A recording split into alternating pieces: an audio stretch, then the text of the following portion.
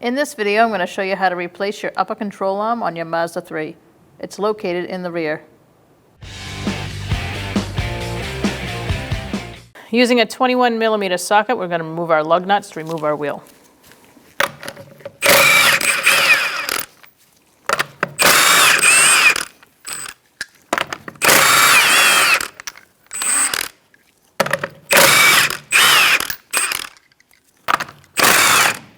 Make sure you have a good hand on the top there, so the wheel doesn't fall off on you. I'm using a 17mm socket and an extension, and I'm up over the exhaust. Our exhaust is not stock, so not exactly sure what you guys have. You may have to take your muffler down if it's in the way in order to get this shot.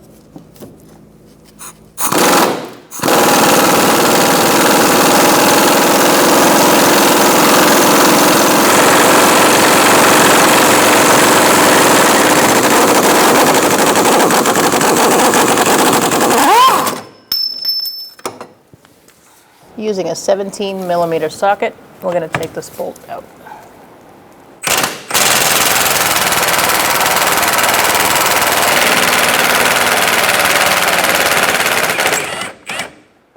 Once you get the bolt loose, you're going to pull it out.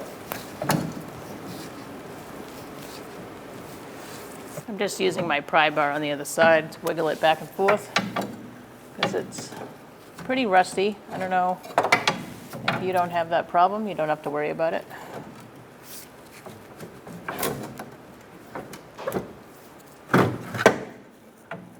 Just free that up. Once you're close, you're going to have a good hand on the other side of the control arm. Pull that out.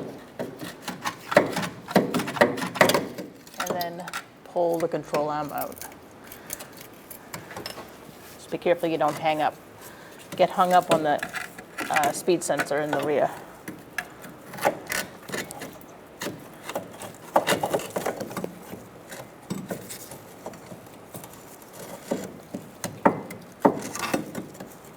It's a little tough getting it out.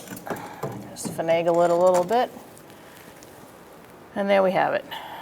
So when you're putting it back in, make sure that this curved part is facing out towards the wheel. We're going to clean off our surfaces before installing our new control arm.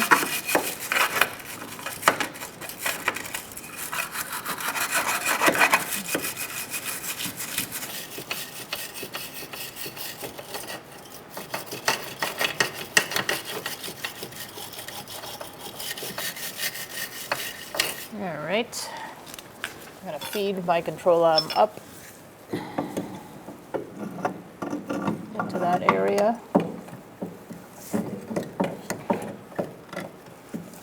And slide it into place over here. I'm going to go up above where it actually lives for a second so I can get it up in the other side.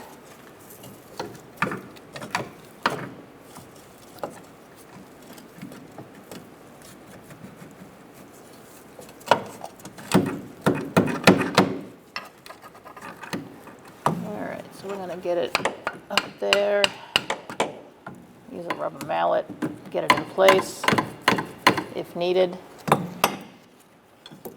Feed this bolt through.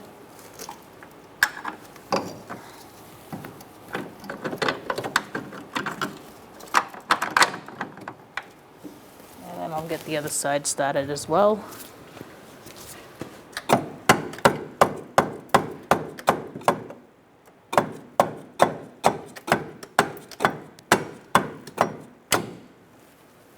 I'm going to use a pole jack and put it on this lip here and help steer the knuckle to go in a little bit. And then I'm going to whack it with a mallet, rubber mallet, and use a punch to get the hole, to get the bolt in the hole.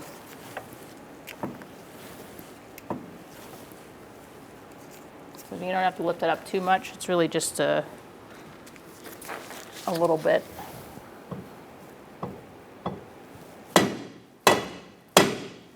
You're gonna lightly tap until you see your hole line up. I'm gonna put my brake hose bracket there so I don't forget. All right, so now we can get our punch in there and line up our hole as best as we can. And then we'll feed our bolt through.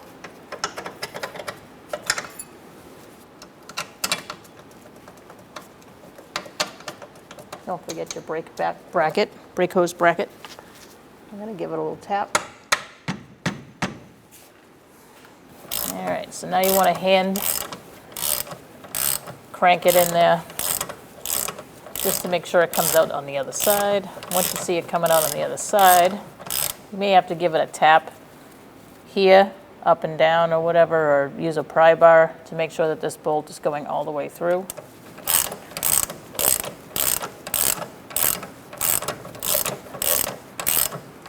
That feels good. So now I'm going to go to the other side and get that other bolt started.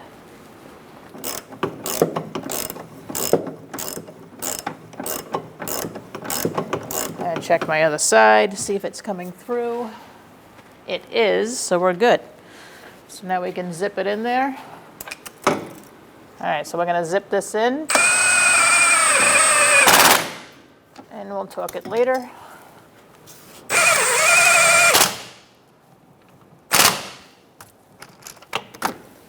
Now we're going to lower this down. I'm going to reposition my pull jack. If you have a jack, you're going to reposition it. And put it probably here, because we want it at ride height before torquing.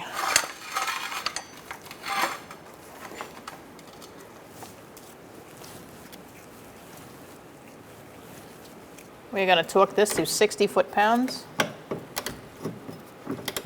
We have our pull jack, making sure we're at ride height.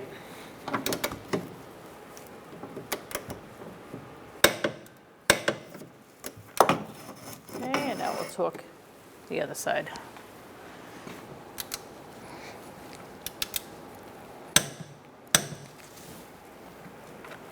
Now we can lower our pull jack, put our wheel back on, take it for a road test, make sure you get your alignment checked.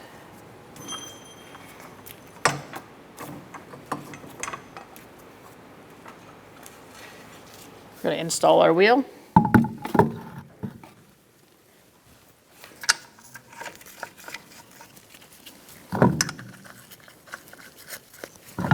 I like to walk my wheel on, starting with the bottom lug nut. And then tighten them in a star-like pattern.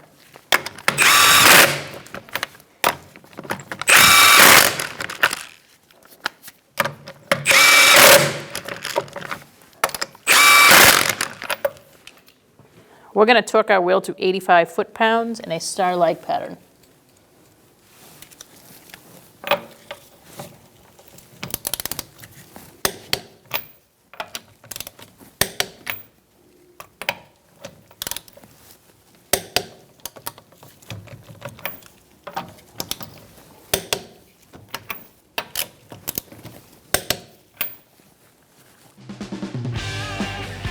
When only the best will do, demand TRQ.